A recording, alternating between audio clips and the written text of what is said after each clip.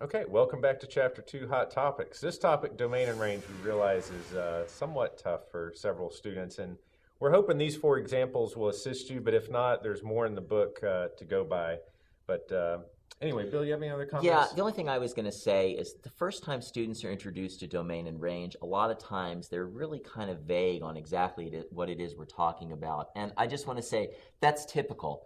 You'll talk about domain and range in this class, but we'll talk about it some more and in greater detail in college algebra. And then if you go above college algebra, you talk about it even more.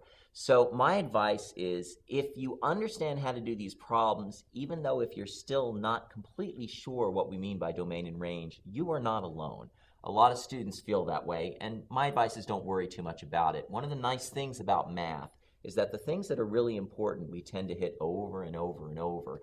And in my experience, sometimes after you hear about it the second or third time, it's a lot clearer than it is the first time. That's a good point. Okay. Several good points there.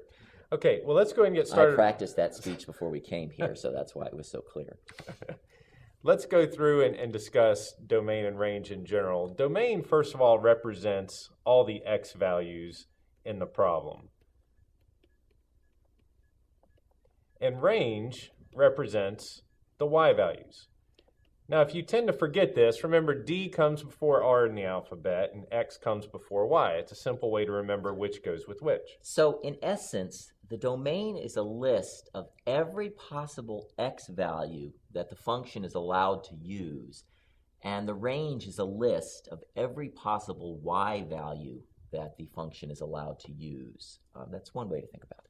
It is. So when you look at this graph, you ask yourself, okay, this line, and we're implying this line goes on forever in both directions.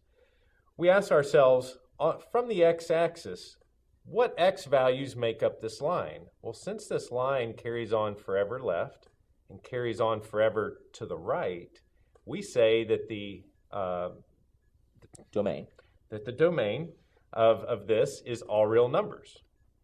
And the way we write all real numbers is negative infinity to infinity. That is, all of the numbers that are located on a number line, all the way from negative infinity on the left to positive infinity on the right.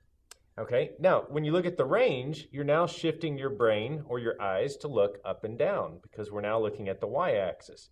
Notice that every y will eventually be used in this line because it goes up forever and down forever. Therefore, the range is also all real numbers, or negative infinity to infinity. Now, Jerry and I will now tell you a secret.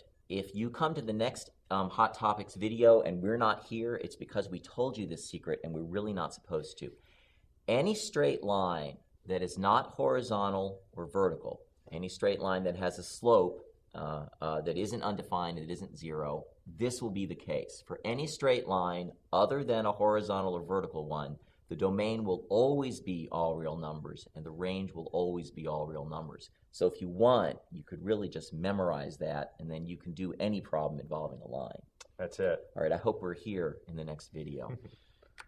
All right, let's look at the next one. This one gives us a little bit more of a challenge. And again, I know these are not matching exactly what you see in ALEKS, but we're going to build you up to those types of questions. So this problem right here, when you first address the domain, again, you're looking left to right. Why? Because that's the x-axis. Well, this goes forever left and it goes forever right. Therefore, the domain, again, is all real numbers, which is negative infinity to infinity. Now, when you look at the range, now you have a limitation. You notice we have a bottoming out right here. So this does not go forever down. It goes forever up, but it does not go forever downward. Therefore, from right here, which is negative 3 on the y-axis, we go to infinity. So the range, we'll write as an inequality first. Y is greater than or equal to negative 3. Now we realize ALEKS wants this in interval notation, so you're going to write, using the bracket because you have the equal sign, negative 3, comma, infinity. And if you're not clear on the interval notation, I believe we talked about it in the Hot Topics from Chapter 1. You might flip back and take a look at that if you need to, when we talked about inequalities. Inequalities and absolute value equations, exactly right. Okay, so we're finished with that one. Now we're going to look at some that match more of what you're used to seeing in ALEKS. This problem right here, the first thing you want to notice is it does have endpoints. So this problem we do not extend down because we're showing endpoints to it. Secondly, we notice that it does seem to crest or peak out right about there, which is the point 0, 0. That's important to know. So let's start with domain. Again, eyes and brain are focusing left to right. Well, this graph starts right here on the x-axis and ends right here on the x-axis. Well, that's -2 to +2. Now, be very careful here. Notice the open and closed holes. Closed hole implies that it can equal this point. This implies that it does not equal this point.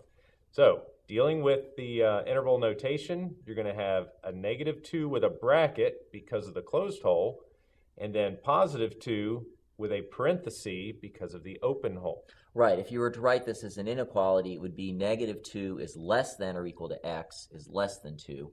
And then you could then go ahead and change that to interval notation if you wanted to. Okay, now the range. Again, shift the eyes and the brain to looking up and down.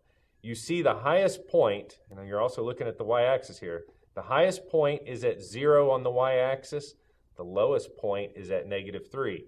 Now you might say, well, what do? I've got a solid point, an open point, this one counts. I mean, whichever one is the lowest point. So this is a hair, albeit a small hair lower than this one, surprisingly, on that graph. So your smallest value is -3.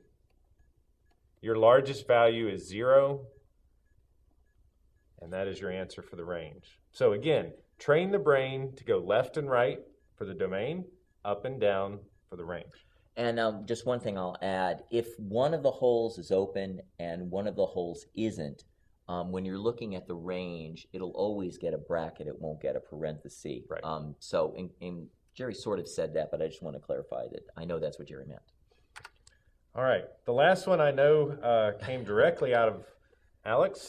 This is a tough one, yeah. This one has two parts, two pieces. Okay. In this piece over here, we see that it, we'll start with the domain first. On this piece, the domain runs from -2 to 0, and then from 1 to 3. So remember, there is a gap in here. So we're going to have to use the union symbol and union two pieces of this graph. Right, because the domain has two parts. This is an example of what's called a discontinuous function. That's a function you can't draw without picking up your pencil or pen off the paper. So since there are two pieces to this function, that curvy piece and that straight line, the domain also has two pieces, the part of the domain that's in the first part of the function and the part of the domain that's in the second part of the function. That's a tongue twister. So all we're going to do is write each of these pieces separately. This one, -2 to 0. Notice -2 is an open hole, so that's going to be a parenthesis to 0. 0 gets the bracket. And then from 1 to 3, both of those are closed holes.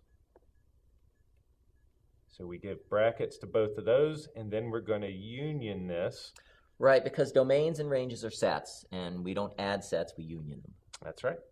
Now we look at the range. Now we shift our eyes up and down here. So this piece down here goes from -4 to 0 on the y-axis. So -4 has the open hole. 0 has the closed. Second piece goes from -2 to 6. Both of those are closed hole. Oh, I put a negative, but I meant to put +2 there. And again, union those two. And that's it. All right, if they want to look at some more of this, where can they find this in the book? You'll find this written within our examples on page 101 to 103 in the textbook. And again, if you need more practice, that's where we want you to go. And we look forward to seeing you now in chapter 3. All right, we'll see you there.